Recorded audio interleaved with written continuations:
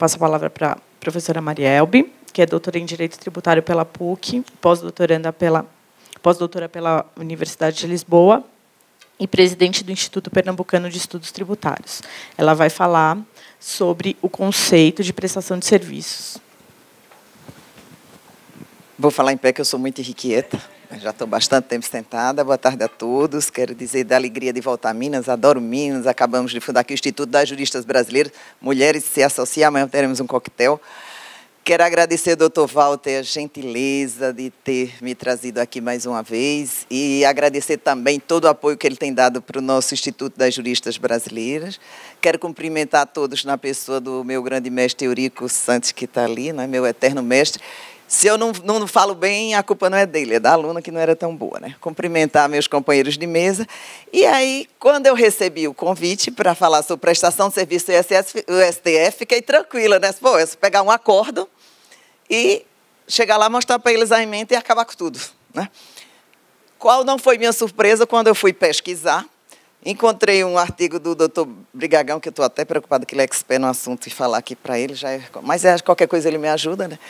E aí comecei a ver as complicações. O artigo dele lá no Conjunto não era complicado, pelo contrário, ele descomplicava, mas o assunto era igual a uma onda no mar, né? E aí eu descobri que a coisa vai, a coisa vem, me lembrei lá da nossa praia de Porto Galinhas, de Carneiros, etc., e vi que era melhor ter ficado por lá. E o assunto é tão inseguro, né, e tão complicado, que aí graças a Deus, agora eu estou fazendo uma pós-graduação em Neurociência e Comportamento, porque já vi que tributário está uma coisa bastante difícil, né? E com o ISS, que eu achei que era tranquilo, eu vi o seguinte: quais são os questionamentos? Aí se questiona tudo. E o judiciário, que era para apaziguar, não apazigua nada, e é uma insegurança jurídica. E aí eu vi a grande oportunidade para advogar, doutor Alberto, né? A gente vai ter grandes causas para debater. E embora a gente, com a próxima reforma tributária, se passar, pretende se acabar, mas fiquem tranquilos, né? Todo mundo diz, vai simplificar e a gente não vai ter mais problema. Os próximos 10 anos estão garantidos, porque teremos 6 tributos. E como tudo tem para lançar mais 5, então a gente tem uns 20 anos garantidos de problema para resolver. Então, vem aí. Quais são as questões? O que é serviço, prestação de serviço, não vou explicar isso para vocês, porque já foi bastante... É bom falar por isso, porque todo mundo já disse tudo, né? Local da prestação de serviço, onde ocorre o fato gerador, qual sujeito ativo é competente para cobrar. Então, isso aí só são... O advogado é valor fixo ou variável, a causa acabou de ganharmos lá no... Ganharmos não, ele ganhou sozinho, mas eu já tirei proveito do caso, né? Resultado para fins de conceito de exportação, ou seja, é uma coisa bastante simples, que é muito complicada. E aí, contrariamente, eu entendo que quando o legislador constitucional encheu de questões tributárias a Constituição, é porque ele queria amarrar lá na Constituição. E não teria sentido ele colocar todas as espécies tributárias da Constituição e deixar para a legislação complementar dizer o resto. Então, quando ele diz que é renda, é ICMS, circulação de mercadoria, ISS, etc., ele quis dizer que esses termos é para serem aplicados efetivamente. E não poderão ser distorcidos nem na lei complementar, que ela é apenas para complementar e não para trazer a espécie. Então, eu, particularmente, sou da tese de que, se a Constituição diz compete aos municípios instituir imposto sobre serviços de qualquer natureza não compreendidos no ICMS, definidos em lei complementar. Mas eu tenho que saber o que é o serviço de qualquer natureza, de acordo com o quê? Com o que está na Constituição. Por quê? Do contrário, você considerar que é uma interpretação aberta, como hoje está acontecendo, hoje a gente não tem legislação de 5.600 municípios, 27 estados e um federal. Por quê? Porque nós temos, cada juiz é um legislador. Então, qual é o conselho que eu dou quando você vai advogar qualquer coisa? Quem é o juiz do dia? E tem mais, saber se ele está com fome ou não, porque juiz com fome é sempre contra, né? Então, você tem que ter um certo cuidado. Muito bem. A gente tinha, com relação ao conceito de prestação de serviço, o Decreto-Lei 406, que dizia o seguinte: o imposto de competência do município sobre serviço de qualquer natureza, fato gerador, a prestação por empresa ou profissional autônomo com seu estabelecimento de serviço constante da lista. Então, está aí, prestação de serviço. E aí começaram o debate. Prestação de serviço, é obrigação de fazer, esforço humano, transmissão de bem material, etc., negócio jurídico, porque isso parecia muito simples. Eu estava até falando aqui no cochicho paralelo, quando o doutor Paulo estava falando, o seguinte: É tudo muito bonito, né? Mas hoje, por exemplo, você está prestando serviço lá pela internet na praia de Porto de Galinha, para São Paulo, Rio, Bahia e Minas Gerais. Onde é que fica o estabelecimento prestador de serviço quando ele está fazendo isso? Então, a coisa está complicando mais. E quem vai dizer isso? É o juiz de plantão, né? Bom, durante muito tempo a gente teve a seguinte questão, conceito de serviço. Tem um conceito econômico, que seria venda de bens e materiais e corpóreos, locação de bens, etc., e o conceito jurídico que ISS incide sobre a obrigação de fazer. Simples assim, tranquilo, né? A lei complementar 116, que revogou aquela outra, diz que imposto tem como fato gerador prestação de serviço constante na lista anexa. Então, prestação de serviço é a grande questão para ser elucidada, né? E aí a gente tem dois grandes conceitos, de Aires Barreto e de Massal Justem, que diz que prestação é esforço humano, a terceiros, com conteúdo econômico, etc., é prestação de esforço físico e intelectual, ou seja, iria na linha da obrigação de fazer. E acho que hoje com esse negócio da internet é muito melhor ir por esse lado, porque você vai pegar mais do que se for por outro conceito. Só que aí a gente, em 2000... teve esse RE 116-121, que ele dizia o seguinte, é a supremacia da Carta Federal, ou seja, ela está suprema aqui ainda, né? E diz o seguinte, contratos de locação, a terminologia constitucional revela o objeto da tributação e conflita com a lei maior dispositivo que impõe o tributo considerado contrato de locação. Ou seja, ficou bem claro, bastante assentado, que era realmente a obrigação de fazer e ponto final. Simples assim, até ser mudado. E aí foi mais, eu estou o artigo 110 do Código Tributário, que diz a lei tributária não pode alterar a definição, conteúdo, alcance, instituto, conceito, tudo aí que vocês sabem, né? Expressa implicitamente na Constituição. Então, quando a Constituição, eu ainda gosto de defender a Constituição, porque eu acho que é o último reduto que a gente tem, embora ela esteja sendo interpretada de milhões de jeitos aí, né? Cada um interpreta de um jeito, mas a gente ainda tem que buscar lá a fonte primeira da questão tributária. Eu volto a dizer, não foi de graça, não foi uma benesse. Quando o legislador, tem até quem critique, nós temos muitos artigos na Constituição tributária. Tinha um objetivo na época, era exatamente amarrar para que os legisladores de plantão, posteriormente, e as administrações tributárias, não é o caso de São Paulo, com certeza, né? Mas eles depois não pudessem, ao sabor dos ventos e dos interesses, distorcerem e interpretarem de outro jeito. Por isso que eu sempre volto para a Constituição, porque ainda é o último reduto que eu tenho. E aí, quando a Constituição usou prestação de serviço, circulação de mercadoria, ela queria dizer alguma coisa. Você vê no imposto de renda, renda, lucro, faturamento, etc. Se ela fosse tudo a mesma coisa, bastava ela dizer, os estados poderão estabelecer 3 tributos, a União 7, o município 2, etc. Não, ela designou quais seriam esses. Por isso que eu acho que a gente sempre tem que voltar à Constituição. Bom, aí estava tudo tranquilo com a súmula 31, quando disse a inconstitucional a incidência do imposto sobre serviço de qualquer natureza, ISS sobre operações de locações de bem imóveis, aquele exatamente o 116. Só que aí começaram a aparecer outras questões, que aí a gente vai ter realmente que partir para saber o que é que o Supremo está dizendo. E aí, doutor Paulo, essa questão do Supremo ter dito que a norma é questão infraconstitucional e, portanto, ficaria no STJ, não quer dizer nada. Porque, de repente, ele pode trazer de volta para ele. Já tivemos o caso, era COFINS, da sociedade, né, das sociedades profissionais, que ele disse, não é nada comigo, fica lá com o STJ. O STJ fez súmula, depois, um dia, ele se arrependeu. Disse, volta, não, isso é comigo. E aí todo mundo foi autuado, inclusive naquela fase em que estava dito que valia o que o STJ disse. Então, é uma insegurança total, né? Por fim, ressalto que as alterações significativas do contexto legal e prático acerca do exigente do ICMS, após a edição da Lei Complementar 116, com relação a isso, ela não disse nada diferente, era prestação de serviço. Adota nova disciplina sobre o mencionado tributo. E aí, essa circunstância afasta a incidência da súmula vinculante 31 sobre o caso, uma vez que a cessão do direito de uso de marca não pode ser considerada locação de bem imóvel, mas serviço autônomo. E aí, começou a mudar. Chegou a Lei Complementar 157 e colocou processamento, armazenamento dos pedaços de dados. Eu não vou entrar nessa discussão aqui, se é ou não serviço, porque eu só estou aqui para falar o que o Supremo diz, né? A simples inclusão na lista é constitucionalidade? Não. Ou seja, não pode ser um cheque em branco, aquele 146 que você entende que diz norma geral, vai estabelecer hipótese, lá. Se essa norma geral não estabelecer, não estabelecer regras de acordo com o que diz o tipo tributário da Constituição. Por isso que eu advogo sempre, e aí como jurista, no sentido de que nós temos que até as expressões que a Constituição usa para todos os tributos e não achar que lei complementar, lei ordinária, portaria, decreto, qualquer coisa possa alterar esse conceito. E aí vale a pena a gente se apegar nisso, por quê? Porque, de repente, a coisa muda, né?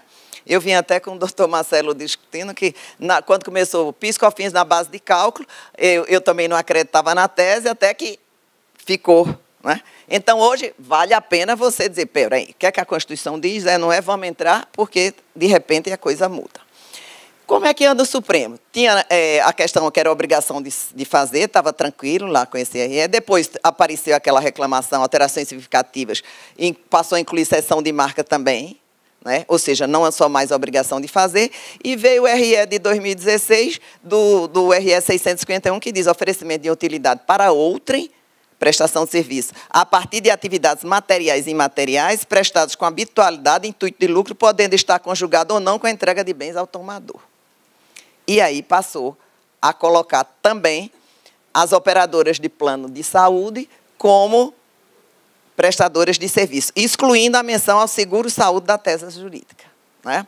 Então, nesse RE, o que é que você tem? O conceito constitucional de serviço de qualquer natureza, artigos tais, as operadoras de plano privado de assistência de saúde, né, sujeito ao ISS. E aí vamos observar as expressões que estão sendo usadas, porque ela é um direcionamento para tudo, não é só para isso. Ele diz, o conceito de prestação de serviço e seu alcance do texto constitucional não é condicionado de forma imutável pela legislação ordinária, tá?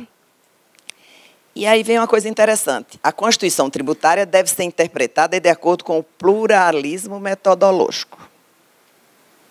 Ou seja, quem vai interpretar, seja lá quem for, vai aplicar um pluralismo metodológico, né? Abrindo-se para a interpretação segundo variados métodos, que vão desde o literal até o sistema teleológico, sendo certo que os conceitos constitucionais tributários não são fechados e unívocos, devendo-se recorrer também às apostas de ciências afins para sua interpretação, como ciência das finanças, economia e contabilidade. Ou seja, prestação de serviço não é mais aquele direito o conceito que era considerado anteriormente, do direito civil do que é prestação de serviço. Então, o que é prestação de serviço? Tudo. Utiliza o pluralismo metodológico. Quando for bom para o seu cliente, você diz, segundo metal. Quando for. Mas quem decide isso? O juiz. Depois, o desembargador, que já é outro. Depois, o ministro, que já é outro, né? Então, você vê como a gente está aí meio sem saber onde ficar. E aí vem a Suprema... Inclusive, tem um ministro que diz que o Supremo tem que ser iluminista e avançar onde até a sociedade nem pensou, né? Então, é interessante, porque também a lei não pode prever tudo, a Constituição não pode prever tudo. Hoje, com a inteligência virtual e essas novas operações, como é que vai ser tributado o ISS? Meus clientes nenhum pagam, porque não está previsto, né, doutor? Claro que eles não são nenhum de São Paulo, nenhum de São Paulo, tá certo? Então, o que é que acontece? Tem que avançar no texto da lei, se encontrar alguma coisa que possa caber no texto da lei, mas não pode distorcer de forma tal que distorça o próprio conceito do que é aquela efetiva operação, aquela efetiva atividade, né? Aí ele está dizendo o seguinte, que a Suprema Corte, ao permitir incidência de ICMS sobre leasing financeiro e leaseback, né, admitiu uma interpretação mais ampla do texto constitucional quanto ao conceito de serviço, desvinculando do conceito de obrigação de fazer. Ou seja, não é mais uma obrigação de fazer. Se não é mais uma obrigação de fazer, vai ser o quê? Né? Qualquer coisa. A lei complementar não define o que é serviço. E aqui já foi mais claro. Não é a Constituição, não é a lei complementar que define o que é serviço, apenas o declara, para os fins do inciso 3 do Centro. Não inventa, simplesmente descobre. O problema é essa questão da descoberta, né? E veja como é perigosa a questão da interpretação. É aquele marido que chega em casa, 3h30 da manhã com a camisa toda suja de batom, o que é que a mulher vai interpretar? Estava traindo. Mas não, ele estava pegando a vozinha dele de 90 anos, botou no colo, para levar para socorrer no hospital. Então, veja como é perigoso a questão da interpretação subjetiva. Né? Muito bem. E aí vem o artigo 150, eu gostei, não usa, adstringiu, adorei essa palavra, adstringiu as típicas obrigações de fazer. Ou seja, essa posição é exatamente no sentido que não é mais sua obrigação de fazer. Tem toda uma amplitude semântica, né? E aí ele coloca, qual seja, a de captar todas as atividades empresariais cujos produtos fossem serviços sujeitos à remuneração do mercado.